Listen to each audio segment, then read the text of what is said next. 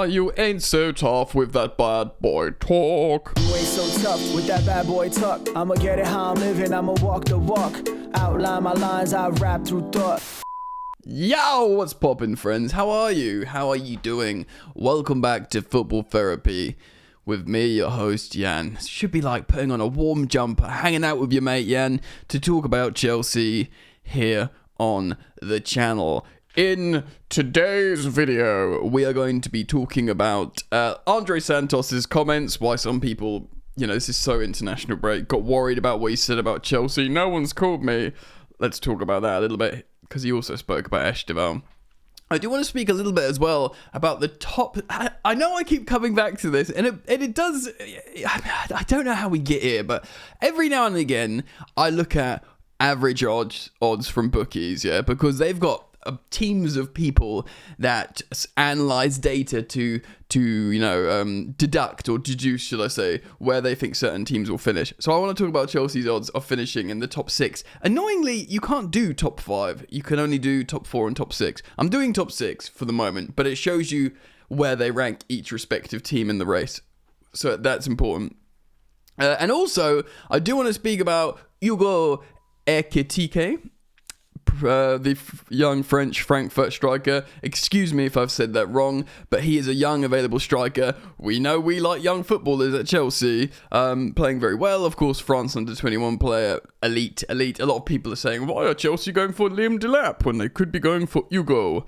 Of course, Maresca's coach Delap. Delap's playing in the Premier League. But all of the same, we're going to take a little look, spoiler, at his FB ref. We could look at his FB ref, but his X value stats for a little bit of fun. So, I hope you're sitting comfortably. Heck, maybe you poured yourself a drink.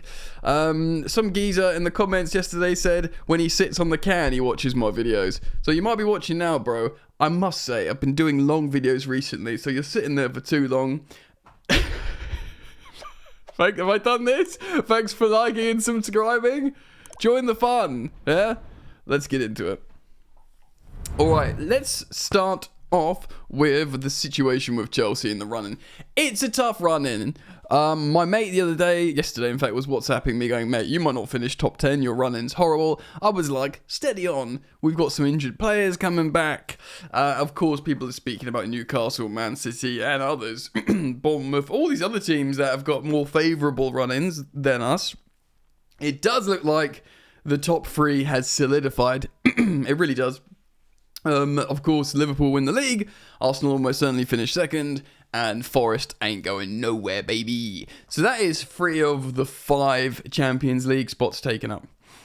Now, you'd have to say the 3 main contenders are Newcastle, Man City, and Chelsea for the final 2. So that's 3 into 2.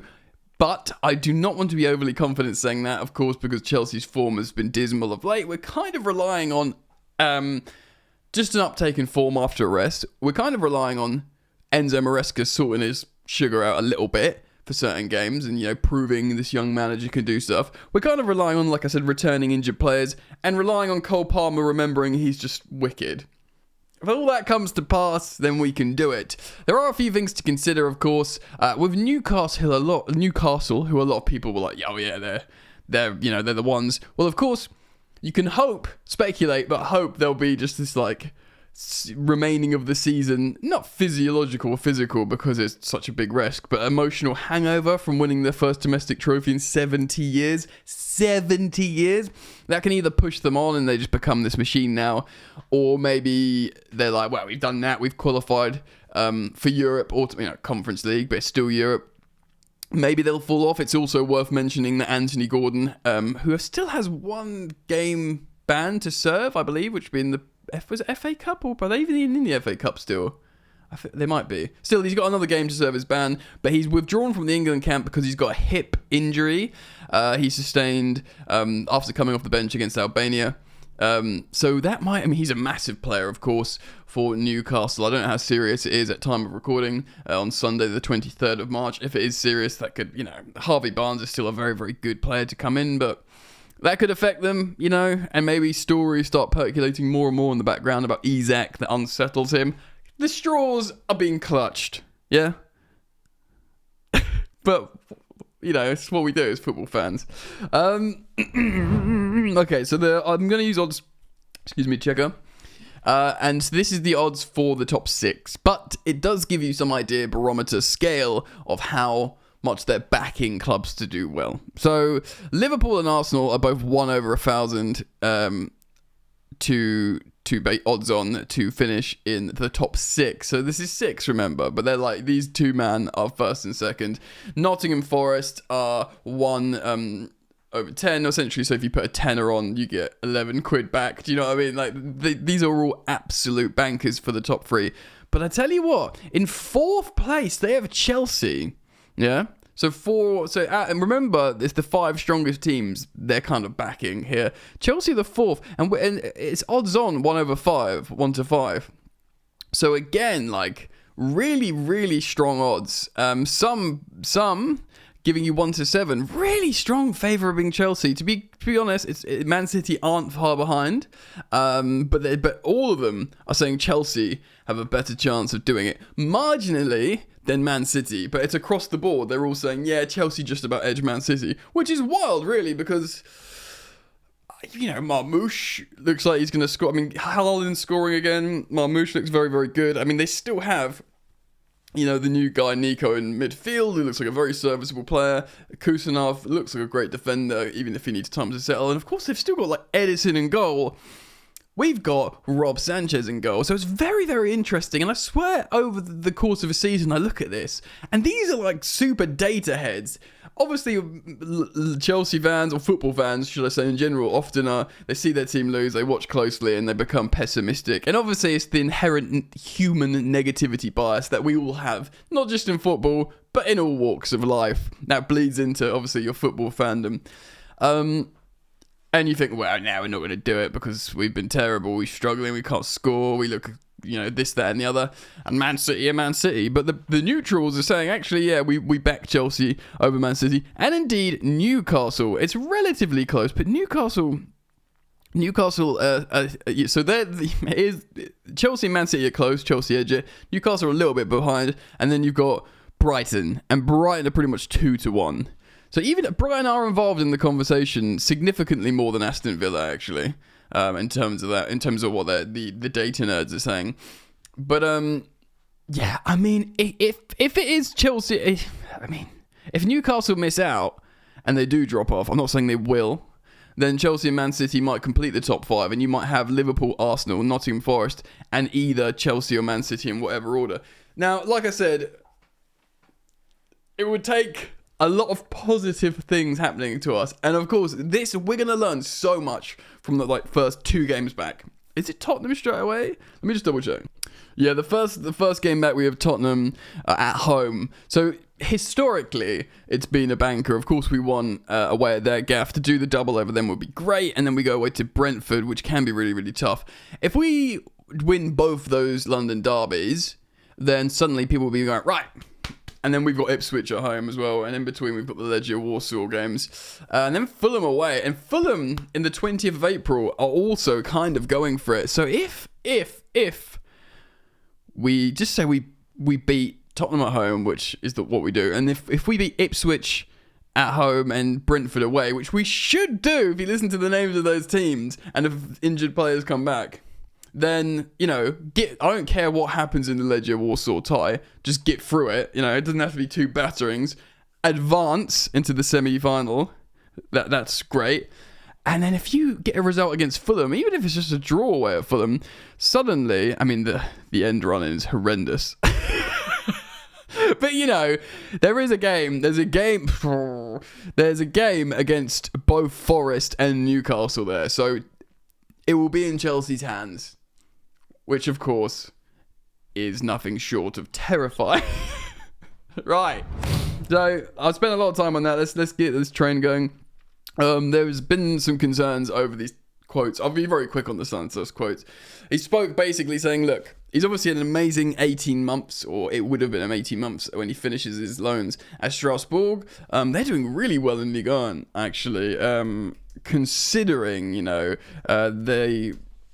young team, young manager. So they are 7th. I guess top 6 is Europe, and they are 1 point of top 6.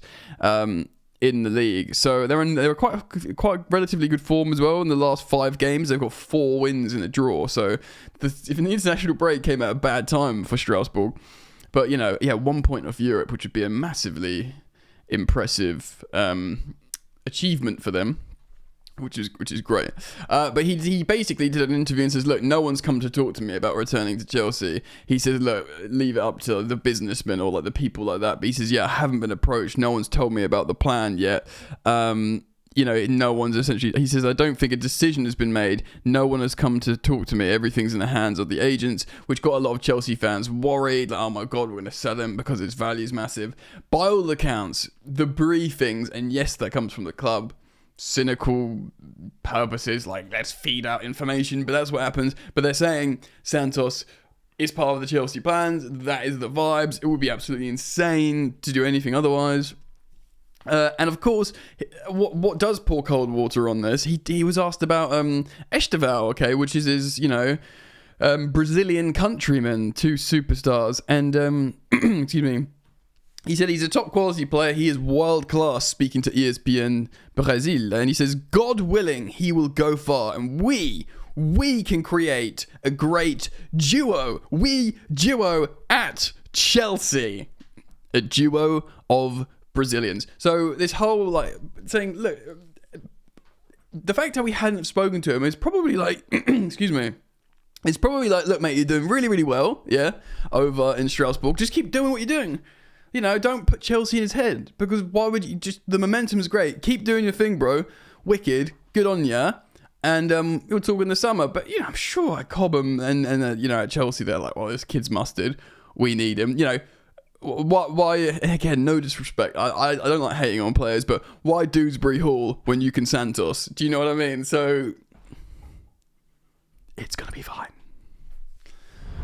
Righty-ho then, so Hugo Ekitike, available striker in the summer, Romano said, young French player. I think he was playing in the under-21s despite being 22, so he just sneaks in on that rule sometimes. And of course, the French U23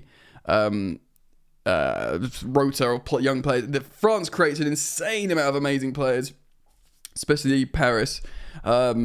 Let's have a look at this kid. So this is on X Value, of course. Here he is, young Hugo. His heat map above my head here, you can see. Oh man, my neck clicked again. I'm getting so old. Slightly left pocket, which is kind of works, as I said before, with other strikers, because we've got, not only do we play a right winger, whether it's Noni or Neto, whatever, we also have Cole Palmer, who sort of likes to operate here. So to have a striker dropping into the left pocket often works for us.